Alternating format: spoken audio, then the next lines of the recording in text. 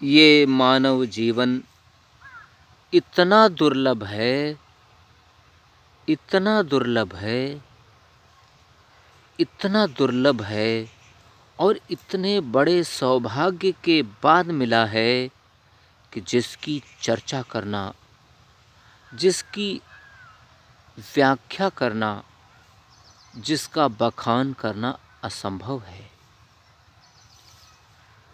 इस मानव जीवन की महत्ता तो इतनी ज़्यादा है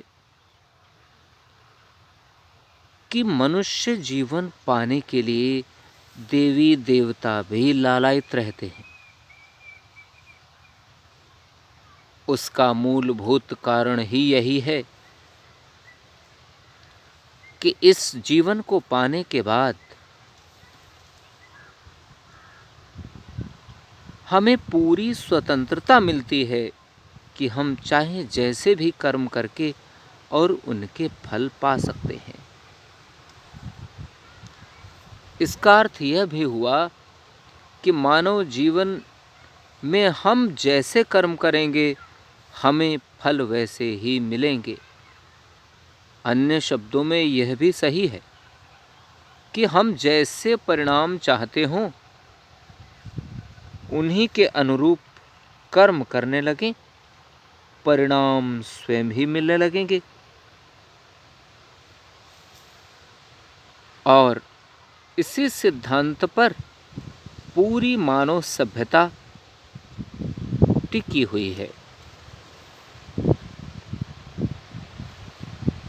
हम यदि इतने सौभाग्य के बाद इतने दुर्लभ जीवन को पाकर मनुष्य हुए हैं, तो अब हमें खुद सोचने की ज़रूरत है, हमें खुद विचार करने की आवश्यकता है, हमें खुद चिंतन और मंथन करने की ज़रूरत है कि हम क्या करें और क्या ना करें। वे कौन कौन से कदम हैं जिन्हें हम उठाएं और वे कौन कौन से कदम हैं जिन्हें हम ना उठाएं। यदि धैर्यपूर्वक इस पर हम विचार करें तो हमें सब कुछ स्पष्ट होता चला जाएगा कि इस मानव जीवन की दुर्लभता को, मानव जीवन की सौभाग्यता को,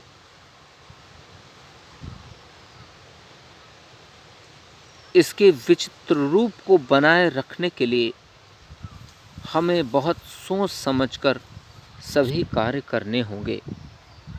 हम हर क्षण इस बात का ध्यान रखें कि हम वैसे ही कार्य करें, उन्हीं कर्मों की ओर अग्रसर हों जिनसे हमें सुंदर परिणामों की प्राप्ति हो सके, जिनसे हमें सुख ही सुख प्राप्त हो सके।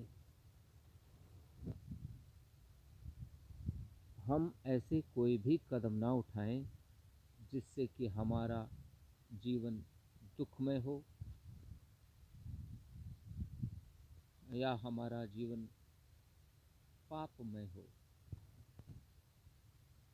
यदि इतने विचारशील हम हो जाएं, यदि इतने चिंतनशील हम हो जाएं कि हम खुद के द्वारा किए जा रहे क्रियाकलापों, गतिविधियों, कर्मों को निर्णायक रूप से परख सकें, तो मुझे लगता है हमारे जीवन की प्रत्येक क्षण की वाराह हमें खुद ही